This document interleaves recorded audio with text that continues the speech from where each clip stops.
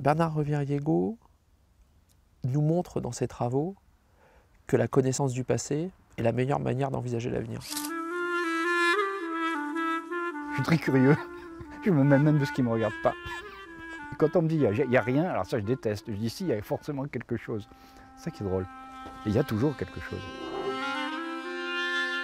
Car c'est ainsi que 20 ans de la vie de cet enquêteur hors pair se sont liés au sort des Juifs de Dordogne.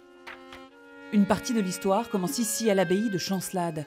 En 1995, un coup de fil met le feu aux poudres. Le fonctionnaire des archives départementales s'entretient avec un dénommé Elie Barenfeld. Il a déjà appelé plusieurs fois les archives et s'est vu opposer des fins de non-recevoir. L'homme veut retrouver les traces de son passage à Chancelade en 1942. C'est un monsieur qui était extrêmement solide dans ses arguments, dans sa façon de s'exprimer. Je dis c'est pas possible, il doit bien y avoir quelque chose. À cette époque, le logis de l'abbaye est transformé en accueil pour des GTE, des groupes de travailleurs étrangers, répertoriés, listés par l'administration.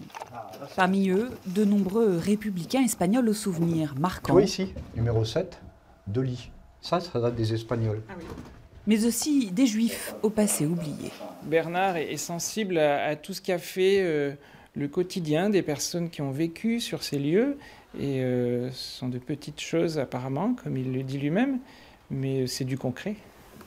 Car pendant 20 ans, chevronné, il compile chez lui les documents nécessaires. Tout ça, c'est à la fois des archives qui proviennent des services d'archives, beaucoup de correspondances aussi que les gens m'ont adressées ou de dossiers personnels. Il retrouve ainsi les PV de désertion, les actes de déportation et remet en lumière l'histoire sombre que beaucoup préféraient oublier. De 78 juifs officiels en 1995, Bernard Reviriego passe à 1200 condamnés, déportés, fusillés en Dordogne. Le contact avec les originaux n'est pas anodin, il peut faire mal. Moi, je ne suis pas concerné, mais je dis les gens qui sont vraiment concernés, qui voient leur nom, c'est épouvantable.